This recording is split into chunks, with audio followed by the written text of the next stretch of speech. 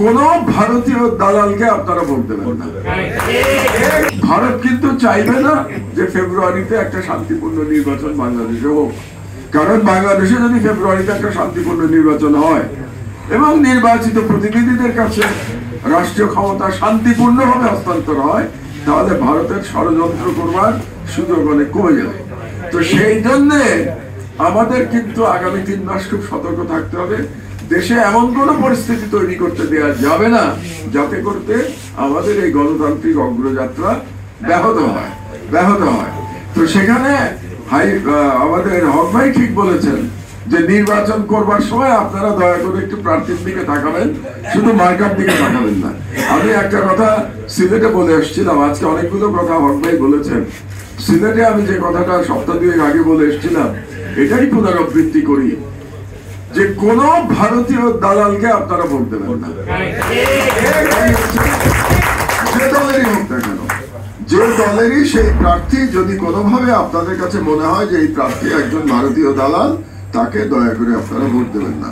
এইটুকু দায়িত্ব আপনাদের পালন করতে হবে এবং প্রার্থী দেখে আপনারা ভোট দেবেন।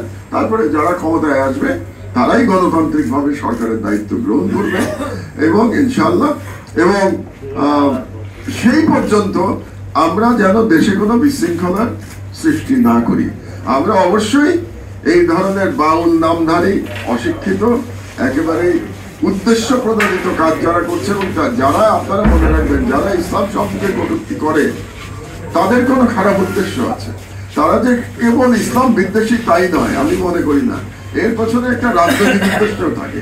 তাদেরকে এগুলি বলানো হয় যাতে করে বাংলাদেশে একটা অস্থিরতা তৈরি হয় এবং আমাদের সকলের দায়িত্ব এই ধরনের ব্যক্তিদের বিরুদ্ধে প্রতিবাদ জানানো, কিন্তু শান্তিপূর্ণ প্রতিবাদ জানানো।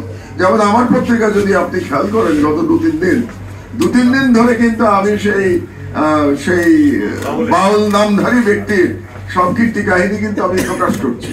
কিন্তু তার সাথেও আমি বলতে চাই যে কোন রকম ভায়োলেন্স, কোন রকম সহিংসতার যেন আপনারা না নেন, তাহলে পরে আমাদেরকে আবার সেই বলবে ইসলামী জঙ্গি, নানা রকম ট্যাগ দিয়ে তারা চেষ্টা করবে বাংলাদেশকে যাতে একটা ব্যর্থ রাষ্ট্র পরিণত করা যায়।